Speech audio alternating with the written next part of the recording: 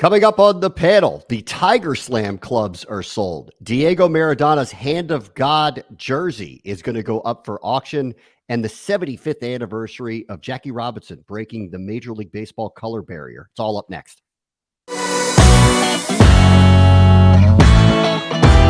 Welcome to the latest edition of the panel, where we discuss what's hot, what's not, and the latest trends in the memorabilia market space. I'm Bram Weinstein with our panel of experts: David Kohler, the president of SCP Auctions; Jesse Craig, director of business development, PWCC Marketplace; and Nick Sapero, the vice president of consignments and acquisitions at Collectible. It's Icon Week here. We're going to talk about some major names in the world of sports and, of course, in the hobby. And we start with topic one: Tiger Woods, who returned for 500 days away from the PGA Tour to play in the Masters, acquitted himself, made the cut. Wasn't really a factor. Of course, nobody was against Scotty Scheffler in the Masters this year, but got around to the weekend, which was amazing in its own right. And then in the hobby over the weekend, at his prime during the Tiger Slam, there were a set of clubs that sold for over $5 million. So, David, let me start with you. Tiger Woods in general, the clubs that sold, and of course his performance over the weekend at Augusta. What do you think?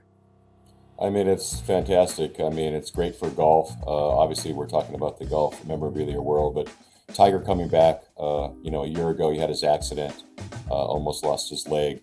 Here he is back at Augusta playing, made the cut. Did we really think he was going to win the tournament? No, but it's great for the game of golf. It's awesome. And now you parlay that into this set of clubs bringing over $5 million. That's one of the biggest sales in sports memorabilia, along with Babe Ruth's jersey and the soccer rules and some other things. It's fantastic. It's a huge sale.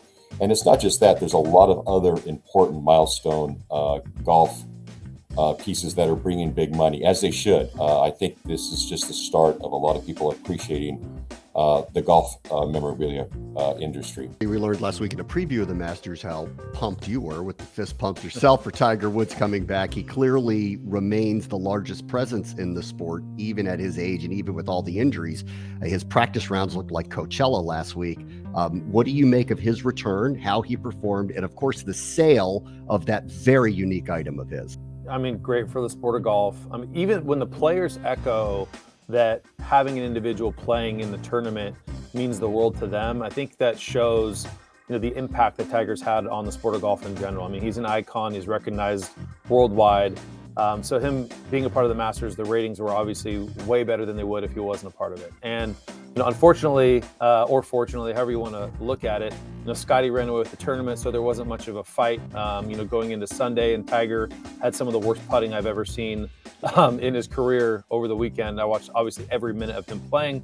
But to top it off, the fact that he made the cut was unbelievable, coming back from that horrific injury that he almost lost his leg in. And the club's selling for over $5 million.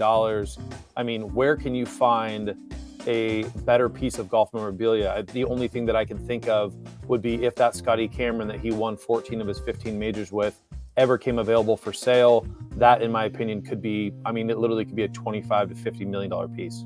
Across sports, this is one of the most incredible pieces of memorabilia, the Tiger Slam clubs.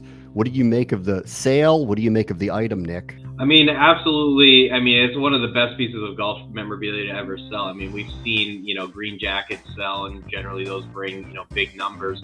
Even 2 weeks prior to this, there was a big ticket sale within the golf world of $600K for a first Masters badge that was signed by Bobby Jones. So among others. There's been big sales within the golf world. I didn't expect a $5 million price tag on it. I definitely expected 7 figures, but $5 million was a shocking number, just like Rory and Colin, holding out on 18. I think it had about the same odds of hitting 5 million. Yeah. All right. A wild piece of memorabilia there. Here's another one from another legend, the former soccer star from Argentina, Diego Maradona, whose jersey from the Hand of God goal, one of the most famous moments in World Cup and soccer history, is going up for auction as well. And we'll see what the numbers are going to be on that. There's a caveat to this, though. Family members of Diego Maradona are claiming this is not the actual jersey that he wore in the match itself. So, Jesse, one, this is complicated, right? We're not totally 100% certain, right? Or at least the family members aren't, that this is the jersey that he wore. But if it is, this may fall in line with the Tiger Woods stuff. One of the greatest pieces of memorabilia out there that you could possibly acquire. Agreed. I mean, Maradona is a national figure, international figure, and is one of the most famous soccer players of all time, one of the greatest soccer players of all time. So this is a monster piece. A little controversy, obviously, behind it, but the Tiger clubs did as well. Actually, Tiger Woods' camp claimed that the clubs were unauthentic, and Tiger still has them in his garage. And back when they sold in 2011 originally. So this isn't the first time something like this has happened. But photo matching is a big deal, and Sotheby's, who's selling it, they're very confident in the photo matching behind it, regardless of what the family says. So as long as the buyer or investor of this jersey believes in the photo matching over the family's comments, then I think we've got a soccer record on our hands. All right, David, let me go to you. How do you deal with situations like this? This obviously isn't a first. There is some conflicting information over whether that is the actual piece that someone is buying. Yeah, I mean, obviously you have to do your due diligence. I'm sure Sotheby's did all of this way before they launched this auction and did the marketing and telling the world that this is becoming available. I know there's some controversy here.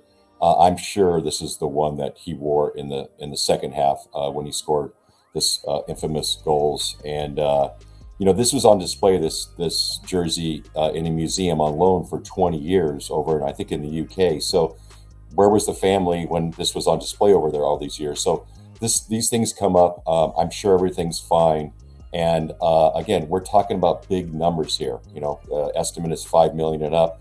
The Tiger Woods clubs just sold for 5 million. This is big bucks, and this is going on, it seems like, every week, and it's just amazing in the world that we're in now. All right, Nick, you want to weigh in here on the piece itself and some of the conflicting information around the Maradona jersey?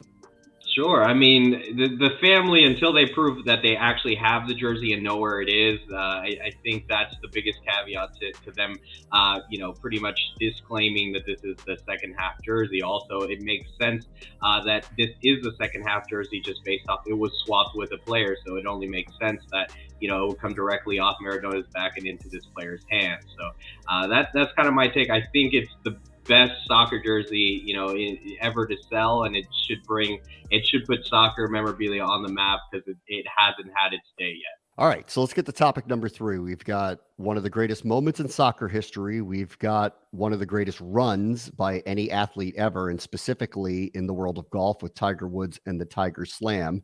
And let's close our show today with topic 3, which is the iconic Jackie Robinson. It was 75 years ago on Friday, April 15th, that he broke the Major League Baseball color barrier, which is one of the most important moments in the civil rights history of the United States, let alone one of the most iconic sports moments. There was a ticket stub from that game of him making his debut that sold for nearly $500,000 here at the 75th anniversary. As Major League Baseball does every year, everybody's going to wear the number 42 as they celebrate Jackie Robinson Day. So, Nick, let me start with you here. Just some thoughts in and around the hobby around the iconic Jackie Robinson. I think it'll always be, a day to remember. I think, as you mentioned, Bram, it's more along the lines of history. It transcends sport, and I think that will always be the selling point. I think it's such a impactful moment in history. So I think the price tags are only going to go up on Jackie memorabilia, and even on cards. I just think cards for the most part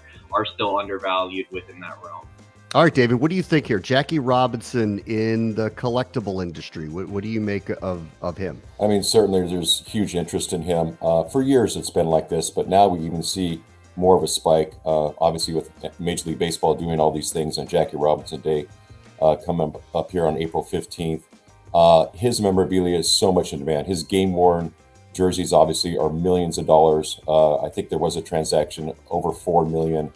I've heard another one is coming up for sale. One of his jerseys, I think from 1951, or his full uniform, which could again, we keep bringing up this $5 million number, like it's just like it's out there, but that could happen. His game used bats, obviously his cards, any of his autographs, team balls, all the stuff with the Brooklyn Dodgers.